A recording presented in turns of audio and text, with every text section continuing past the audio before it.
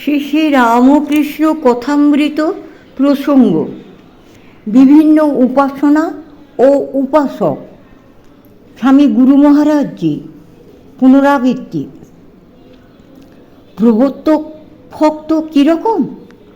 অর্চায়াং এব হরয়ে পূজাং যঃ শুদ্ধয়ে হতে ন তদ্ভক্তেষু চান্যেষু সভক্তঃ প্রাকৃতঃ স্মৃতঃ। ভগবানের পূজা কেবল অর্চা অর্থাৎ বিগ্রহই করে। একটি মূর্তি করেছে, সেই মূর্তিকে সে খুব শ্রদ্ধা সহকারে সাজাচ্ছে, গোছাচ্ছে, তাতে ভোগ দিচ্ছে, কিন্তু এই সব কিছুই করছে খুব শ্রদ্ধা সহকারে। এদের প্রাকৃত ভক্ত বলে। প্রাকৃত বলা হয়েছে এজন্য যে সে প্রকৃতির প্রভাব অর্থাৎ অজ্ঞান থেকে মুক্ত নয়। অবশ্য কে যে মুক্ত সে কথা বলা মুশকিল। দ্বিতীয় স্তরে বলেছেন, ঈশ্বরে তদ্ধীনেষু বালিশেষু দিবৎসসু চ প্রেমই মূর্তি প্রেম মৈত্রী কৃপোপেক্ষা যঃ করতি সমধ্যম। এইরূপ ভক্তের ভগবানের প্রতি প্রেমভাব, ভগবানের অধীন ভক্তদের সঙ্গে তাঁর মিত্রতা, ভগবান সম্বন্ধে যারা অজ্ঞ তাদের প্রতি তাঁর কৃপা, আর ভগবৎ বিদ্বেষী যারা তাদের দেশভাবের প্রতি তাঁর উপেক্ষা। এই মধ্যম ভক্তের কাছে হেয় কেউ নেই, অবজ্ঞার পাত্র কেউ নেই। সকলের সঙ্গে তার এমন এক সম্বন্ধ যাতে সকলকে তিনি সাহায্য করতে চান, কাউকে উপেক্ষা করেন না। শ্লোকের মধ্যে যে উপেক্ষার কথা বলা হয়েছে তা বিদ্বেষীদের দেশভাবের প্রতি, কোনো ব্যক্তির প্রতি নয়। তাহলে শ্রেষ্ঠ ভক্ত কে? সর্বভূতেষু যঃ পশ্যেৎ ভগবদ্ ভাবমাত্মন ভূতানি ভগবৎপ্রাত্মনেষ ভাগবতোত্তম। যে পূজা আরম্ভ হয়েছিল ভগবানের একটি মূর্তি নিয়ে, ধীরে ধীরে সেই দৃষ্টি প্রসারিত হতে থাকলো ভক্তদের ভিতরে এবং পরে সর্বভূতে, যেখান থেকে কেউ বাদ পড়ল না। তার নিজের ভিতরে যে আত্মা, সর্বভূতে সেই আত্মাকে দেখছেন তিনি। আর এই সর্বভূত বলতে কেবল প্রাণেই নয়, জড়বস্তুকে পর্যন্ত তিনি সেইভাবেই দেখছেন।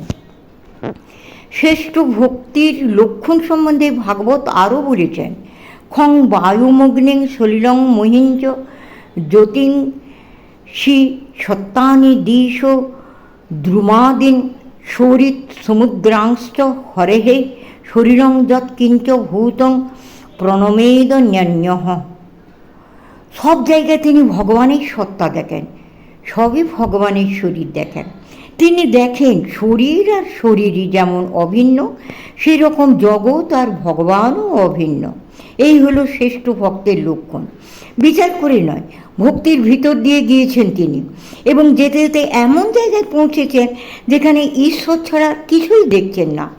অনন্য সেই ভক্ত। অনন্য মানে ভগবান ছাড়া আর কিছু নেই সেই ভক্তের দৃষ্টিতে। তখন সর্বত্র প্রণাম করছেন তিনি। তাই তার ব্যবহারও তেমনই হবে।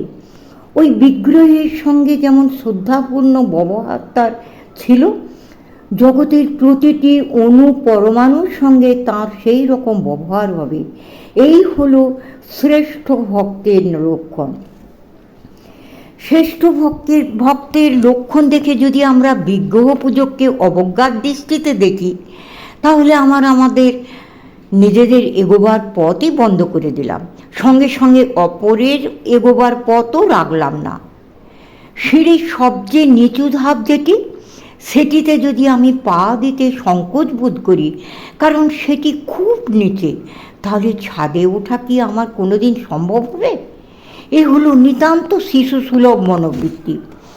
ছোট ছেলের স্বভাব হচ্ছে ছোট জিনিসে তার সন্তোষ নেই।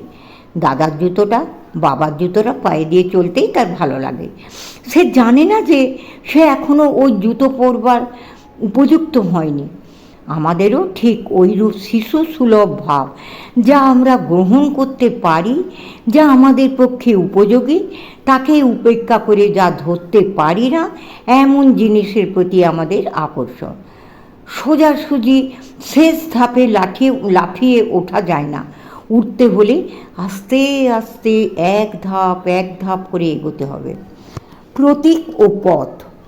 প্রতীকের সাহায্য ছাড়া কেউ সেই ইন্দ্রিয়াতীত বস্তুকে গ্রহণ করতে পারে না। তা সে মাটির প্রতীক না হয়ে হয়তো শব্দের প্রতীক বা অন্য কিছুর।